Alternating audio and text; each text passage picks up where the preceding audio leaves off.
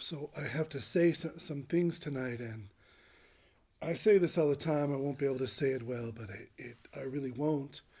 Today was really particularly powerful.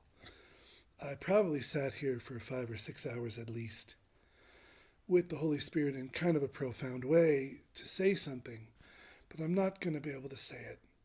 I already know that because once I came out of meditation early tonight, about a half hour early, it was largely gone. And I do have notes, and I think it's probably time to write a book because there's some things I can say if I stay really deep and write that I can't say if I go to talk. And this section, this piece that I want to say tonight is part of that. And it was inspired by a conversation I had with someone this week about how Christianity went wrong. Um, it, uh, how did there become such a split in Christianity between people that were becoming saints and people that were following it out of some kind of twisted obligation? And just my theory, I did hear some scholars say it recently, but I'd never heard it before. I kind of came up with it. I think it was around 300 AD is when it happened. And the reason for that is because Christianity was growing organically from disciple to student for the first 300 years of its existence. And that means that there were never more people in wanting to become Christian than there were saints to teach them. And so for the first 300 years, there was kind of what we have here, which is really the ability to take every person and give them all the time they need to really help them get it. And because there's so much nuance to all of the journey. And it takes a lot of time to get someone, as you know, you come in. I remember Raya feeling sorry for me that I was only as far as I was, and she was thinking how much quicker she'd get it. And God bless her, I wish she would have, I mean, I hope that actually for anybody. I mean, I really do. We want that. We want the next generation to get it quicker than us. We really want that. I think we should all want that. And I think we'll see it. But, it just turns out it's a lot deeper than you think, and there's more layers than you think. And and you can't see it when you come in. There's a lot more to do than you know. And so Christianity enjoyed for the first 300 years persecution, and that was great for it.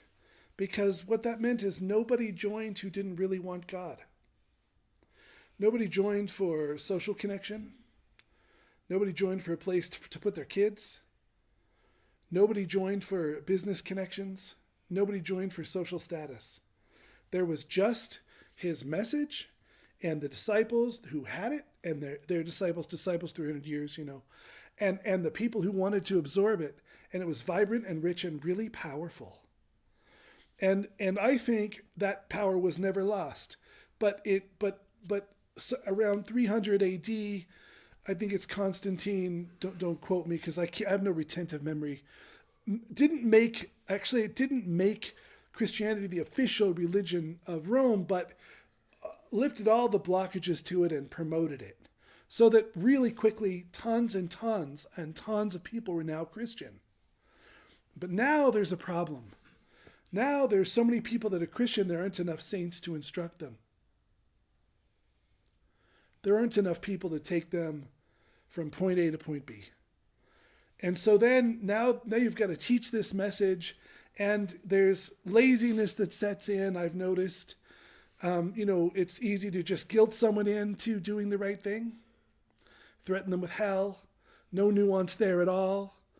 Try to guilt them into do the right thing. And that's when I think a deep guilt and a sort of childish relationship to religion took root.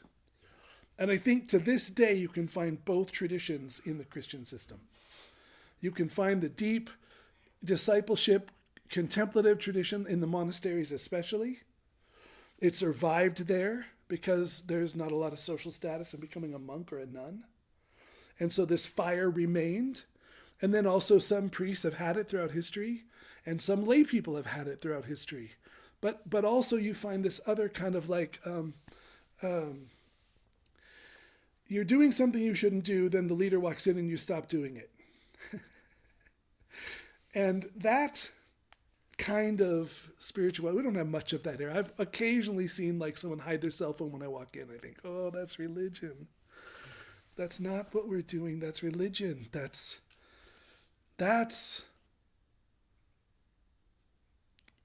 people saying, I don't agree that it's sacred when we come in here. But when the leader comes in, I'll hurry and pretend it is. Now, there's been almost none of that ever, and some of the people who did it are the best people around, and we don't care. But the point is, there's been very little of that here because we don't have any power, and there's nothing. We're trying to do it the real way. But Christianity lost that. It had it, and it lost a piece of it. So then a guilt set in, a sort of servile guilt. And not all of you have it. If you were raised religious, you have more guilt than if you weren't, I've noticed. It's so sad. The people who are raised in religion have way more guilt than the people who weren't.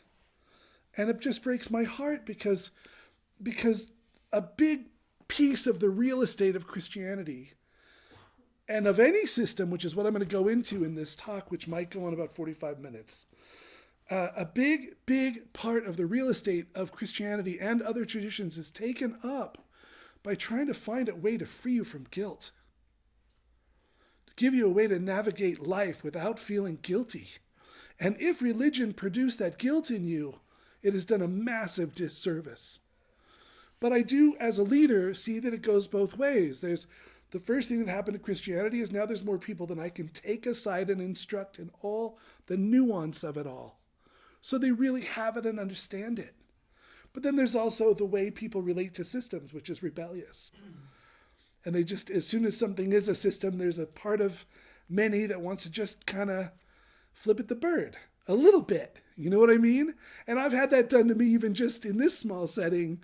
You know, people got a kick against the leader. But everyone here has admitted it and been so neat about it. But you see it happens. There's this kicking against leadership, and then there's a rebellion that goes on, and that's all ego on all ends. You know, it's sinfulness.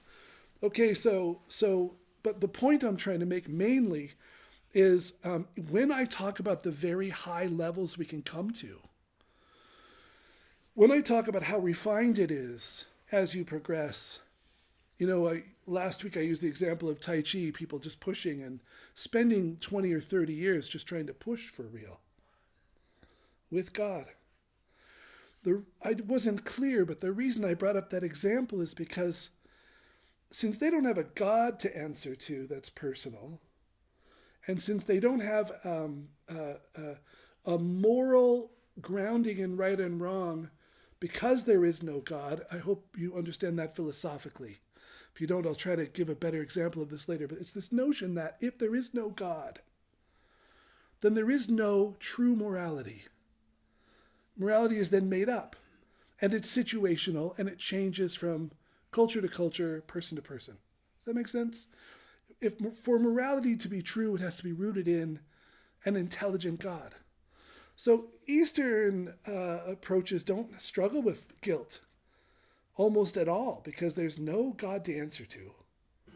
Okay, they might have to answer to their teacher and there might be some guilt there, but in the cosmic scale of it, there is no sort of like intelligent being who has an opinion about what you're doing. So you don't have to deal with that interpersonal relationship with God.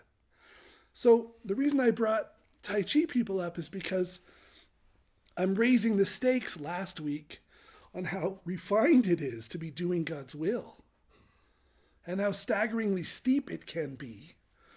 But I wanted to introduce this notion that it can be just so fun to be involved in that 30-year process. And there shouldn't be this sense of guilt that I'm not there yet or not doing it right, or I'm, in trouble with God in some existential way. If you have that kind of guilt, it is absolute poison to your spirituality. It is profoundly poisonous. And there's a temptation within institutional religion to let that be there. You just won't cause me any trouble if I leave that there. You'll be less of a headache if I leave that there. Does that make sense? Someone like a good preacher wouldn't want to produce that in someone. But if they've got it, They'll never give me any headaches. They'll just do what good little people are supposed to do, and you don't have to deal with any trouble. But we also know that that person living from that childish place, that childish relationship to authority, will also never be free. They'll never also be free. So we're trying to get, how do we get free for real? So that, God wants a free lover. God wants someone who's given their whole life to God because it's what they want, not because it's what they should do. And that's the trick, herding cats. That's herding cats. It's trying to get cats to go where you want them to go, and it's not easy, right? So in that context, I thought I'd give it just a little talk about this subject. And it's really centered on Romans 8, I think, this part where Paul talks about the law is good and true, but if it's all I have, all I find myself doing is breaking the law. And trying so hard not to think of a banana makes me think of a banana all day. And so the law that was supposed to be good, that told me what right and wrong was, it entered into my life and it killed me. All I can think about and all I can do is the thing I don't want to do. Right? And then they had this experience with Christ that brought this new power in them. And Paul saw, I think, in the most incredible, maybe intellectual insight in Scripture, he saw the process, he saw the means by which we navigate the fact that we are broken and wounded,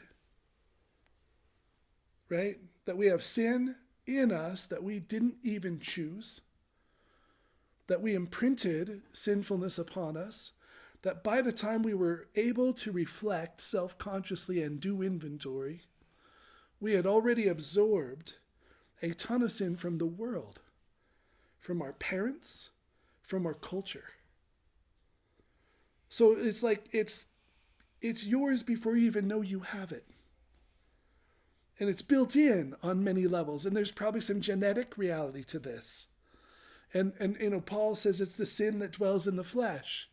And I think of the brain as being part of flesh. And so then you think, well, gosh, how come I'm so much like my dad now that I'm 50?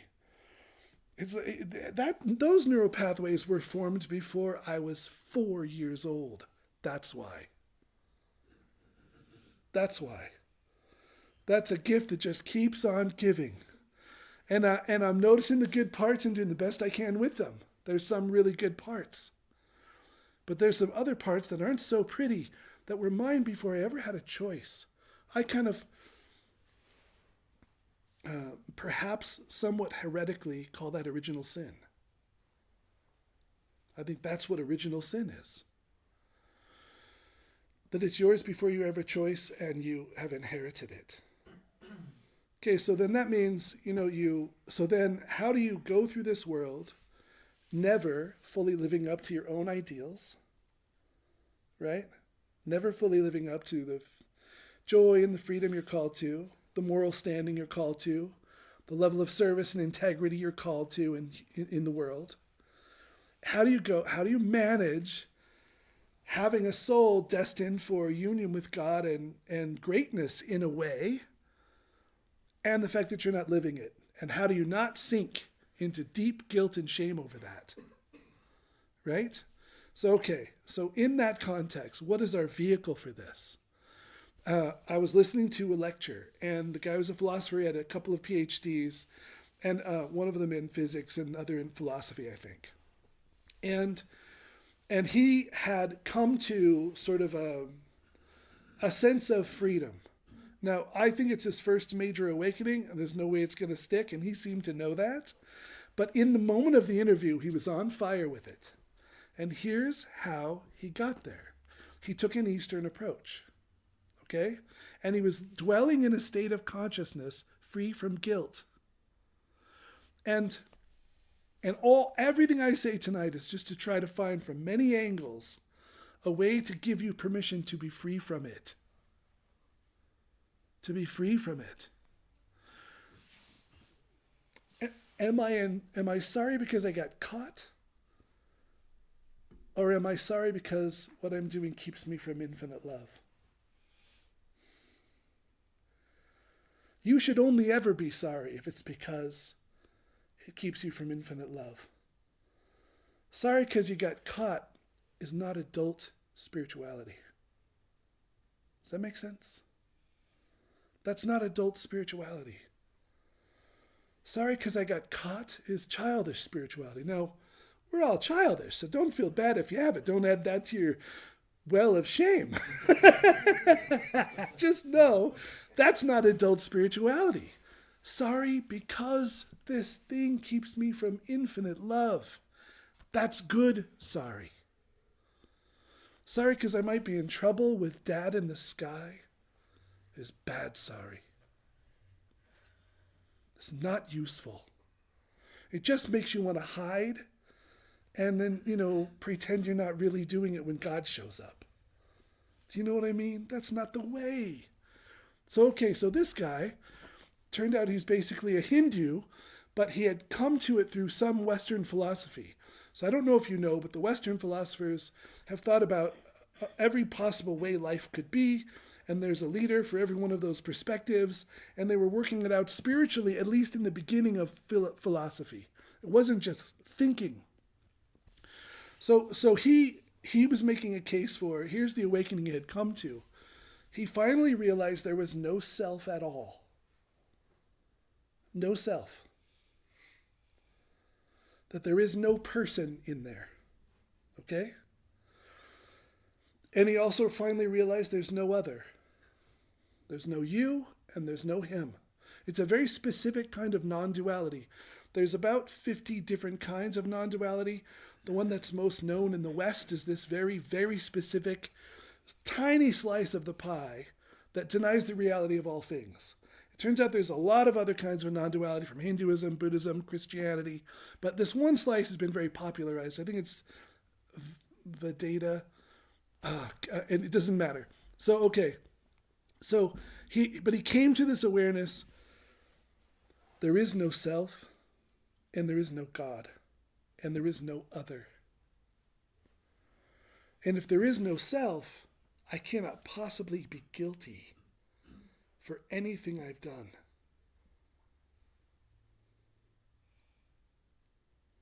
If there is no other, there's no one I have harmed. And if there is no God, there is no ultimate right and wrong. So he came to this understanding. He realized this awareness. I don't think the awareness is accurate, but I love what it brought him to. He realized this awareness.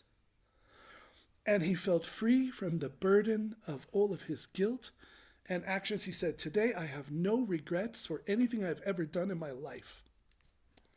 No regrets, he said.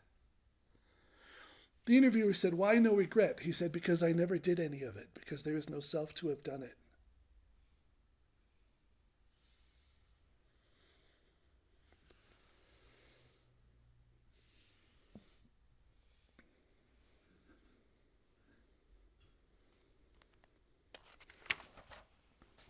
It reminded me of the freedom I had when I did the Course in Miracles.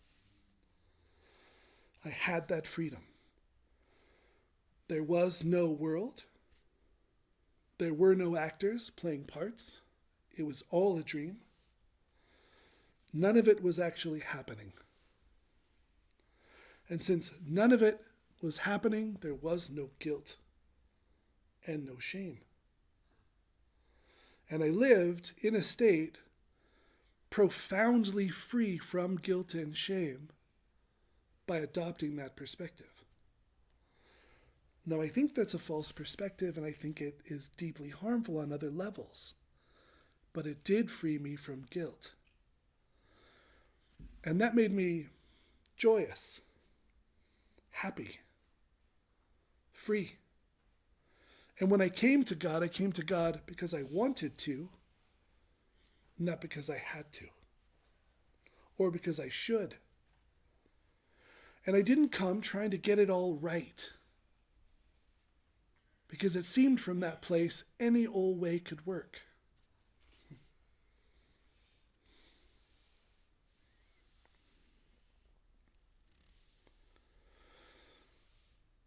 The point I'm trying to make is that guilt plagues all of humanity.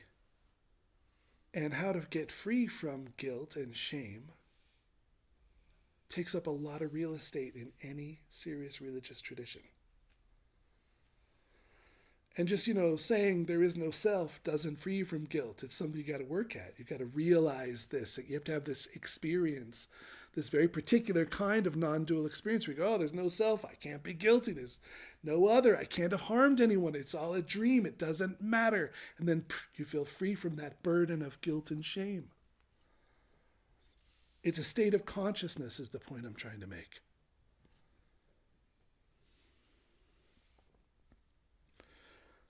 And I brought up Tai Chi last week because I didn't say it well, but I wanted to 30 years just try to push where only energy does the push. But they're not at home unless they've been abused. You know that they're not at home feeling guilty because they can't push just with energy yet. You see what I mean? Whereas with the Christian tradition, if you've had it taught to you poorly, lazily, and perhaps sometimes quite irresponsibly, then you've got this whole thing where it's like, I'm bad because I'm not doing it. Something that's going to take you 36 years to pull off, you're bad the whole time until you can pull it off. The whole time. 36 years till you can walk only in the Spirit and live by the Spirit. Paul says, no longer I who live, but Christ who lives in me. Right? It is no longer I who live, but Christ who lives in me. That's 36 years into your journey before you're going to pull that off. But you're guilty every step of the way if you've been taught poorly.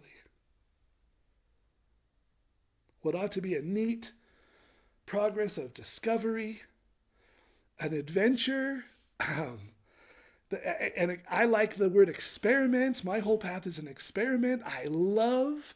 It's like they said it works. Jesus said it works. I kind of believe him. I'm going to do what he says and see what happens. And it's the neatest thing ever. It's kind of scientific. Like he says, do this and this will come. And then like you say, well, is it going to come? And I remember at points saying out loud, if it doesn't freaking come, I'm out. You said it will come. It better come, man, because you said it would. But that's an experiment. So what ought to be an adventure and an experiment and a path of joy and always with Jesus suffering, always. And I'll get to that why in a minute. What ought to be this neat journey that you're not expected to pull off perfectly until you can. Because, you're only a second-degree black belt, but you're not a master yet, so you just suck, right? Like you're just guilty as charged until you're, you can't be a 4th-degree black belt. Nope, you're still guilty. 7th degree, guilty. Until you are the master, you're guilty. That can't be the way. That cannot be the way. It's not the way. But you're going to feel guilt anyway. Some of it, if you have a bad upbringing, you're kind of stuck with it. And, also in the same way that you're stuck with it if you had religion, the wrong kind of religion.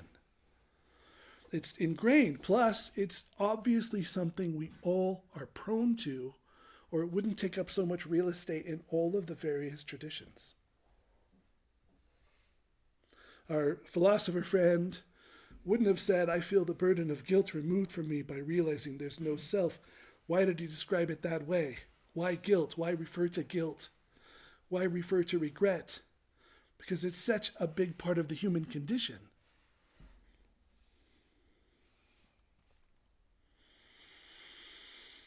So Paul comes along, has his awakening. He's on fire like all the rest, and he's got this particularly keen insight into this issue. And this Romans piece, which we read occasionally, I can tell that I don't yet know the beauty of it. It is something complex. There's a lot of layers going on with it, and it's a living. His insight is a living reality. He's describing the whole way you move through history towards Christ. The whole way. He's describing the mechanism, the state of consciousness by which you are free from guilt and shame,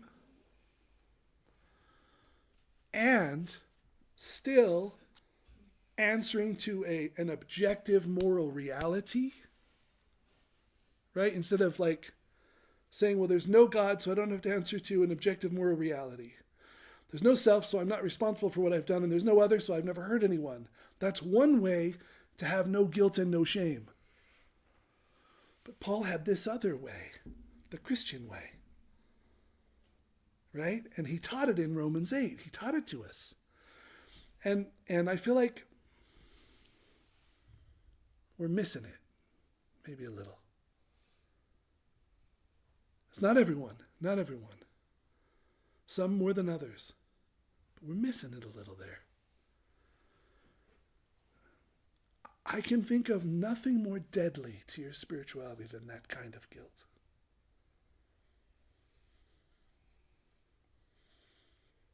I can think of no greater. I think you'd be better off watching porn as a regular part of your life than carrying that kind of guilt. I do. I think they're both terrible, by the way. I have a really low opinion of pornography. I think you'd be way better off watching pornography than carrying that kind of guilt in your life.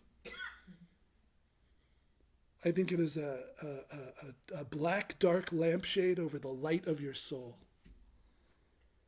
obscuring it from yourself and others.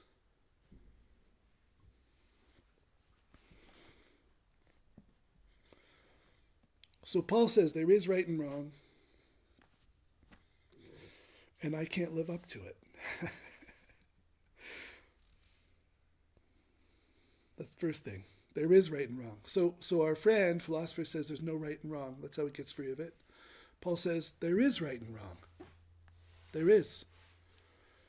And our friend says there's no me and there's no other, so no one has harmed anyone, no one has hurt anyone. And Paul says there is me and there is other, and harm has been done. Well, that's harder already to get free. It's not as easy. You see what I mean? It's harder. That's harder. That's harder.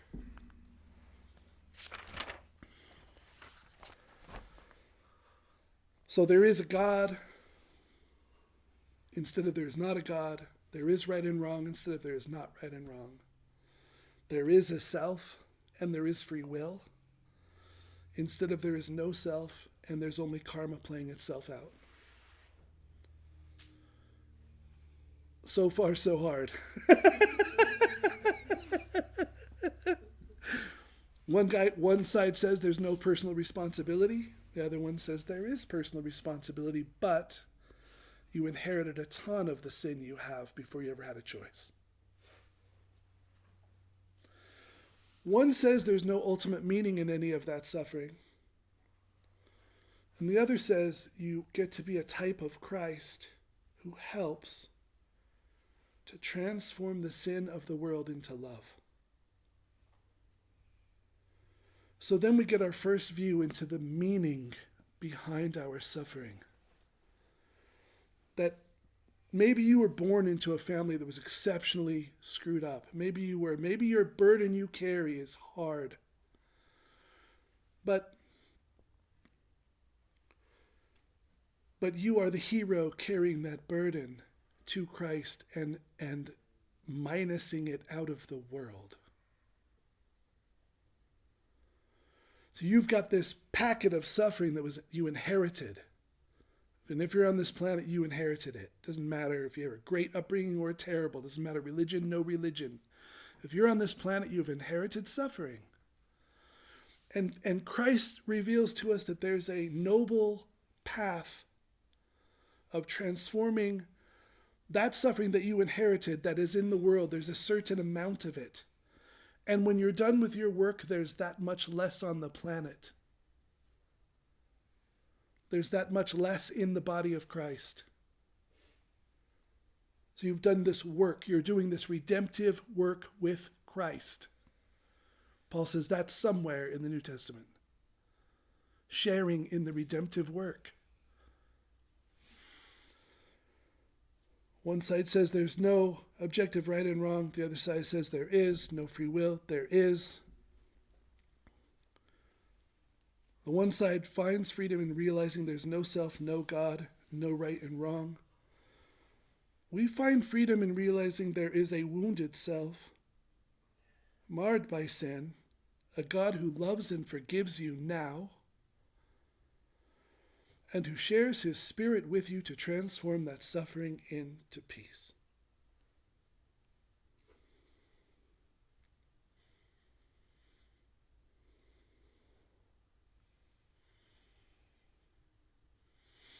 And that seems to be, in some way, the heart of the whole vehicle.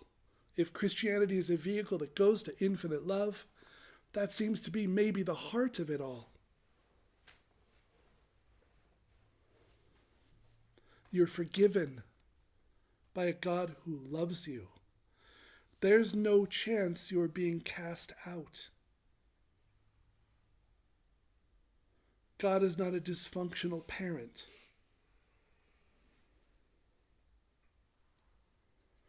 You can turn to this God in a state of sin and be loved. You are forgiven. And if God forgives you and you don't forgive yourself, you're wrong.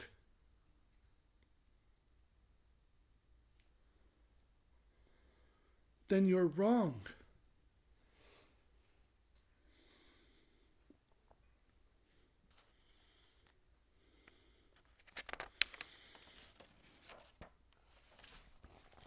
Both sides are trying to realize a fundamental reality. Both solutions are trying to come to a state of consciousness.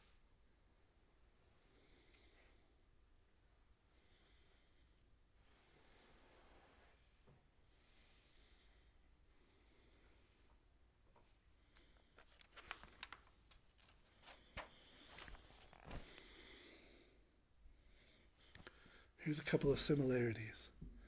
So this philosopher said, there was no self, I never harmed anyone. Immediately my hackles went up a little, I just disagree, but just a little bit of like, I want to argue with you a little. Let's debate. You beginner. You have 2 PhDs, but this ain't my first rodeo on Wakenings. It's your first one, I know where you're at.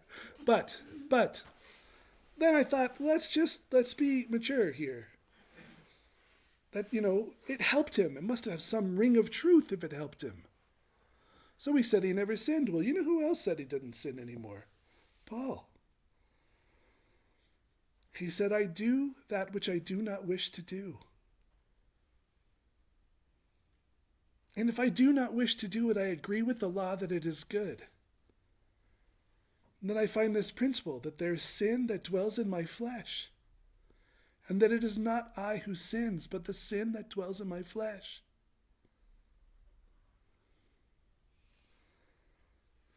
Now we're not so far apart.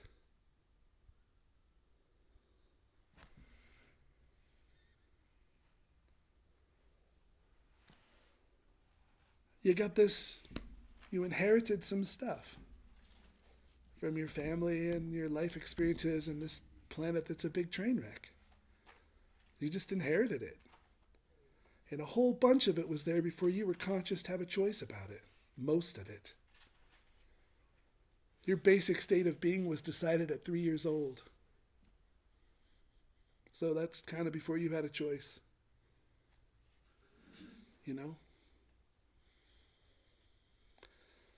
So then the agreement with Christianity is, yes, God, I'm willing to take this piece of suffering I inherited from the world and transform it into love.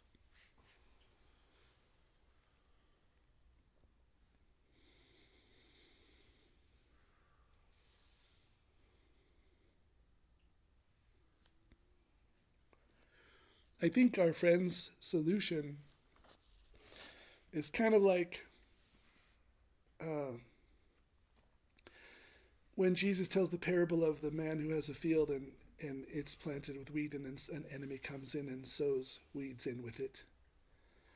And the servants say, do you want us to pull up the weeds? And he says, no, you better wait, because while you're pulling up the weeds, you'll also pull up the wheat with it. And I think our friend's solution pulls it all up and just throws it all out. God, the self, the free will, the person, it just says throw it all in the garbage, problem solved. This is what I think that solution is like. And having practiced it for 10 years, it was a hell of a lot easier. There was nothing to analyze, feel my way through, discern between. There was only none of it is real. But I lost God's good creation in the process. It fragmented me. It dissociated me. But it worked quickly, and I found bliss quick. But I found bliss. That's the other thing. Our friend would say the highest state of consciousness is bliss. And Christ would say the highest state of consciousness is love. Why? Well, it's bliss if there's no other and no self and no God. But it's love if there's another, a self and God. That's why. It's love then. If there's another, if there's a self and if there's God, then the highest state has to be love.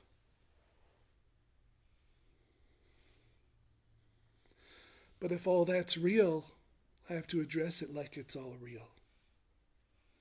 And that's why Jesus promises suffering, along with all the fruits of the path.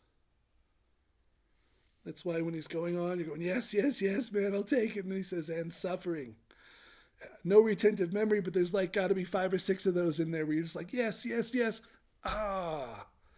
Why suffering? Why? Because it's the crux of it all. It's you inherited a good amount of suffering from the world. You don't even know what it all is yet. It's got to come up. You've made friends with it unconsciously. Your will is friends with it. It agrees with it. Uses it against others in judgment. We're not innocent here. I didn't choose it, but I made buddies with it. And all of it has to become conscious and be transformed. Be repented of. And that process is more refined, nuanced, and detailed than just rooting it all out. It's not the same process at all. The self has to emerge, having forgotten itself, but fully integrated and healed. I still have to forget myself, but I can't forget myself in order to avoid myself. I can't forget myself because I've said I'm not there. There's something good God made. I have to discover what that is. It's obscure. I think I've got I don't have any words yet, but I think if you pinned me down, if you made me sit down for 10 hours, I could probably come up with a rough sketch of what I can see God made me to be this many years into the path. I can say this is kind of what my soul is. I think this is my role in the body of Christ. I think I know a little bit about what that is now. Mostly by way of negation, mostly by way of letting things go and just seeing what's left. And the wheat and the weeds, not knowing. So sometimes it's like the character defect that's so serious in my life.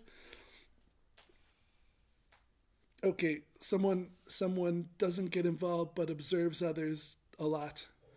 There's all kinds of fearful reasons why they don't get involved, but they also have a soul type that observes. When do you finally get to know that joyous thing? You just worry about it all the time. Oh, I'm just doing this to avoid because I did this. Right? I don't like people. I would avoid people. I'm afraid of people. Then God removed my fear, and I said, I still don't want to hang out. But thank God I finally know that. But how come I could have known that 10 years ago? Well, I was just thinking it's all bad. And looking in and finding reasons to think it's all bad. It's all the wheat and the weeds, and you don't know, and it's got to grow up, and God sifts it, and all of that. There's a lot of unknowns with this for us. We walk in darkness. We walk in faith. We walk in trust, hope.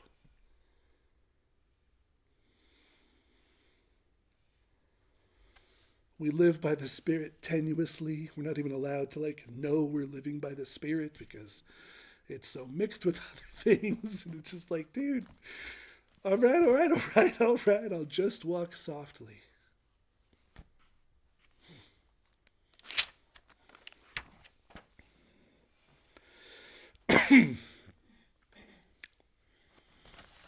So the way Jesus taught it, the understanding he gave us, what he brought and was later written down by the disciples and realized, is a way that ultimately leads to love.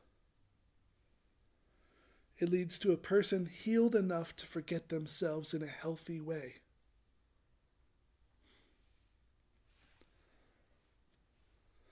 And I used to wonder why I couldn't pray for other people.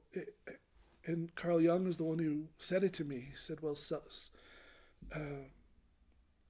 very damaged people are selfish by nature. They can't not be.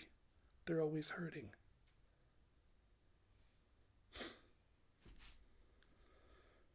How could they not be thinking about themselves? It always hurts. So I couldn't pray for other people for a good amount of time because whenever I sat down, there were just heaps of things to worry about here in my own yard. That took a long time to be passed. Longer than most of you.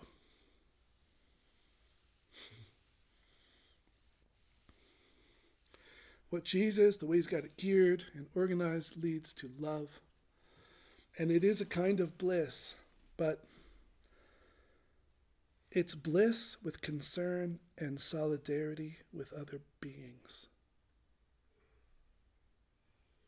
It is bliss. It's profound bliss. But it's a kind of bliss that is linked to others.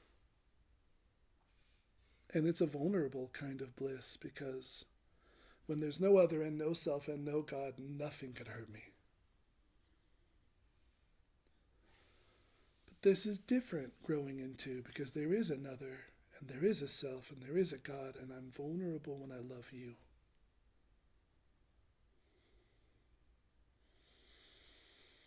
It's different. It's a different thing. It's a little more complex, I think.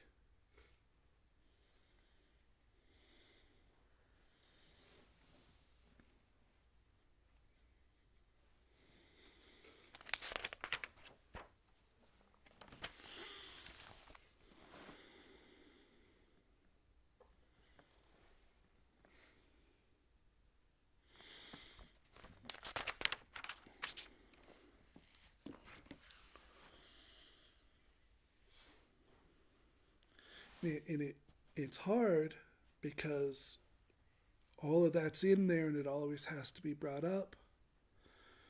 And we're always in the process of becoming. We're always in the process of becoming Christ's. That's not heresy. That's a fact of the Christian tradition. We're always in the process of becoming Christ's. It's steep and high because there's just that far to go.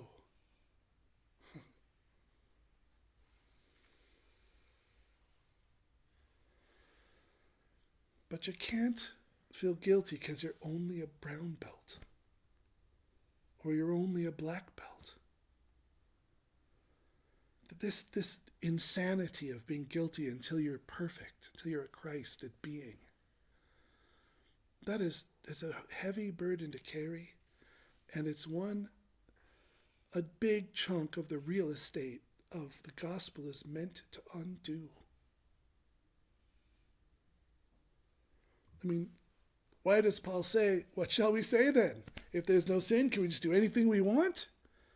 And, he's talking about groups of Christians that were having orgies. Right there, for sure. We know for a fact it was happening. There's no sin? Let's roll. No, he says, no, there is right and wrong. Then you're like, oh, then I got to feel guilt. But don't feel ashamed. Allow the Spirit to transform you. And holding all of that at once is the vehicle, the state of consciousness Paul offers us. There is right and wrong. I'm moving towards perfect love. I'm somewhere between those two extremes of all wrong and all love. A big chunk of it isn't my fault. I inherited it. I'm a co-redemptor with Christ, minusing the suffering out of the world by living through the Spirit.